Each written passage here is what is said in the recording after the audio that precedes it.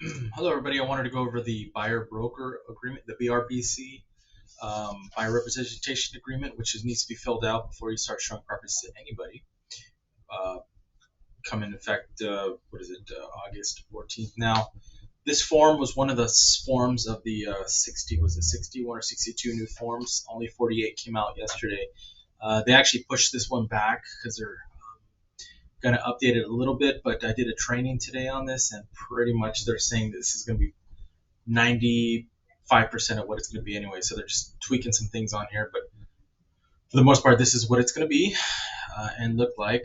This is also a grid format, which it seems like all the new forms that are important are going to be in this grid format, and then after the fact have the verbiage of what it is.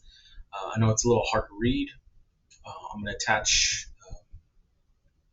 the printout, the scanned copy, but on the left-hand side, you'll notice like 4B, 7, 4F, 4C, 5, 9B. That's where you're going to see it on the corresponding pages with the writing. So let's go talk to Bond real quick. Right to represent, that is the buyer's name. Grants our company name, Row Consultants. A1, represented period cannot be more than 3 months. So beginning date, let's say today's date, and then 3 months from today's date. Type of representation. This is a little quirky one here. It's going to default as non-exclusive, which basically there is no anything really binding, so to speak, the buyer to you, even though you still have to put a compensation. Doesn't mean you can't put compensation. It's kind of a joke, actually. Or exclusive, and I'm advising everybody to hit exclusive. So we're gonna hit exclusive, everybody, so we're just like on a listing, we want to be the exclusive listing agent. As with the buyer's representation, we're going to be the exclusive, so we have something to go after if we're working hard, showing houses and whatnot, and they, after the 3 months, let's say they, buy a house that we showed them, whatnot. So I'll get into that in a minute. But so hit exclusive. Property type, you do have to put, it's going to default as single family residence, but if it's another one like multifamily or whatnot, you got to check that off. Location, we do have to be specific in terms of, we can't just put like California. What they're teaching us is like, for instance, counties. Just put LA, Orange, San Bernardino, Riverside. I mean, maybe San Diego, but those are pretty much going to be the counties that you're going to deal with anyway. Any additional descriptions? Or if a specific property, for instance, sometimes you get somebody that's like, yeah, you can write an offer for me on this particular property only. You'll put that there. Properties identified on attached list. Now, this is going to be this. If you check this up, I believe will a form pop up? I don't think a form is going to pop up on this one, but there is a form. You could do like an addendum, properties. I'm so sorry. But for additional buyer preference properties, this new BIPP form will pop up. So it's like an in-depth disclosure of exactly what they're looking for, which is, I think it's a little overkill, but hey, you know what? The more the merrier. If you want to add another disclosure, go right ahead. Number 4, amount of compensation. This is the fun one. This is the important one. D1. We're going to put it in here, and I updated our office manual. 2.5% is what we're going to be putting on here as a standard, because if the listing agent can make 2.5, as a buyer's agent, you should be making 2.5. And as to, we have some uniformity and not overcharge certain classes and not others a different amount. So we're going to do 2.5. But as we'll see when we get down a little bit lower on this one, we can't actually amend this actual form. So payments to third parties, this is just some writing in here. Continue to receive payment for broker involved properties. We can put, let's say, 90 days on here. This is if our buyer broker agreement is over, and let's say they don't want to renew with you, because you could renew for another 3 months. But let's just say they don't, and they end up buying a property that you showed them. Well, this will let us get paid if it's an exclusive one. Cancellation notice, non-exclusive, effective upon receipt, or blank days are exclusive. So they need to give us 30 days notice if they want to cancel. So this is real legit. A new form that's not out yet, I think this was one of the ones that are not out, is the buyer financial personal information. So this is telling them within 5 days Execution of this agreement, the buyer, check the box, intends to purchase using, this is going to go away, the VA level one, because VA is allowing for them to pay our commissions. So basically, this is getting their financial, or at least the bank statement showing to see if they have enough money to pay us. Which is not terrible, because if you're dealing with a buyer, if you're going to be getting, if they're pre-approved or we're pre-approving here, we're going to know, looking at their financials, do they have enough money for the down payment, closing costs, and now adding us if they had to pay us. So we check one of those boxes here, if any. Oops. And then any other terms are here. Advisor's addendum, that's going to be defaulted as car form BCA, buyer compensation advisory. It's going to be in there. And then we're going to see right here, broker right to compensation. These are just all the written portions of what we just went over in depth. And you should be looking at this right here. Let's see here. There is going to be a LP BRBC form, which I didn't see it yesterday. As a matter of fact, let me check it out real quick while we're on here today. Actually, no. You know what? I'll do that on another. But there's an LP BRBC form, which is going to be like this BRBC form, but it's going to be for less than 30 days. Maybe for people that are coming to see your open house. I believe that one's getting updated too. The BCA form is going to be defaulted, but it's already in the zip forms. Let's see. Compensation, we went over that. We're going to do 2.5%. Let's see here. NBIP form is a new form that's in there already, that's showing what properties you showed. It's going to be good practice to, actually, you know what, guys, I'm going to just log in real quick to my car forms. I want to pull that form up, actually, because I think that's going to be an important one in terms of, where are you at?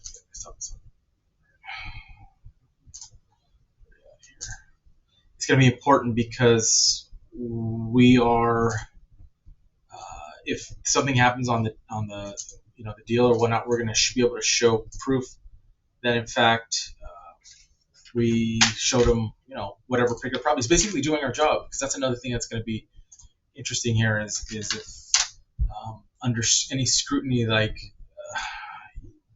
let's say the buyer's like, you know what, you didn't help me out. There's gonna be a lot of lawsuits coming up about this, I think, and that's what we talked about in class today. But we need to show proof that we in fact did our job, and one of them would be is having them fill out that form. Let me see here. See if that form's ready. The NPPI form. Where are you here? NBPI.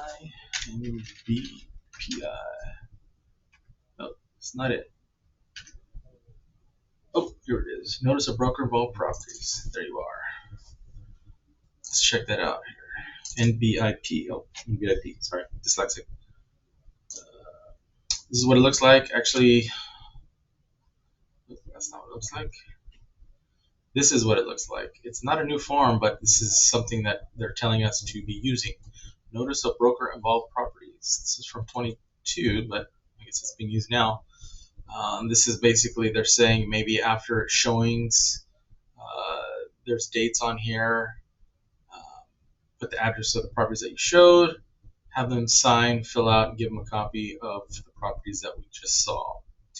So this is going to give us proof going down the line. If, for instance, something comes down the line, the buyer is like, no, you didn't really help me out. And you're like, yeah, I did. Here's all the properties that I showed you, along with maybe emails and whatnot, just to gather, because now we're going to be under scrutiny because they're expecting a lot of dual agency as well, per the DRE, talking to the counsel from my association. So bottom line is we're going to have to show our worth maybe on the dual agencies. I know we went over the listing agreement the other day, but basically, if you recall, there's going to be the listing of what they're going to be paying us as a listing agent, and then what if there's no agent? This is what they'll pay us, and what if we're doing dual agent? So there's like could be different percentages for different things. And if, for instance, if we're going to be dual agency, it's going to be under some scrutiny. But in any case, that's that NBIP form. So let me just jump back here, back on the new buyer broker conversation. And then on the last page, it is page 16 is a confirmation of compensation.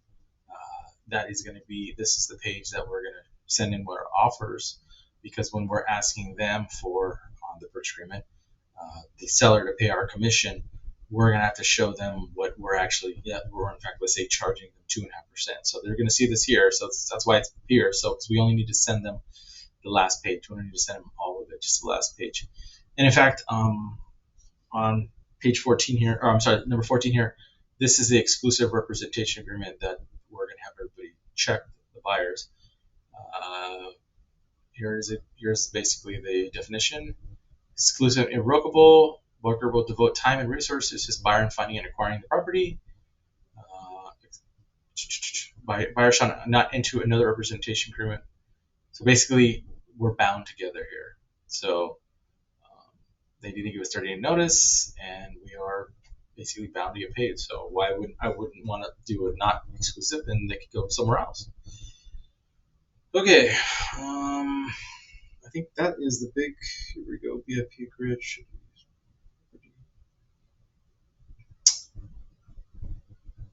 Oh, another big one would be number 11, and I just want you all to understand. So management approval. If an associate licensee in the broker's office, salesperson, or broker associate enters into this agreement of a broker on broker's behalf, broker or manager does not approve of this terms, broker manager has the right to cancel this agreement with writing within 5 days. So please send it in to myself or Jennifer on getting approval on this. Also to helping, we got to make sure everything's going to be right. It's going to take a while. There's a lot of learning curve, but we got to check it out to basically approve and make sure everything is, what it's saying, because this is going to be a huge one, this new form. Let's see here. And yes, we can make, there's a new form. Let me see if it's out yet. It's to make modifications to the terms of this compensation.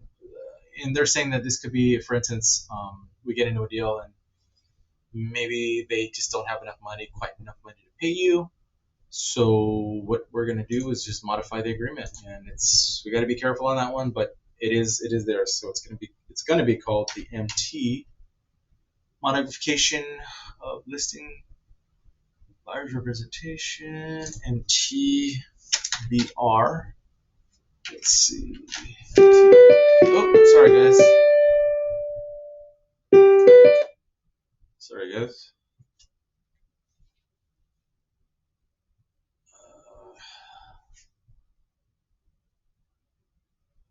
Buyer representation. Let's see. It's not on here yet, but it'll be on here. But it's to be MT1 now, modification of buyer representation. It's going to be updated, but it's going to allow us to update and make the changes. So yeah, let's see.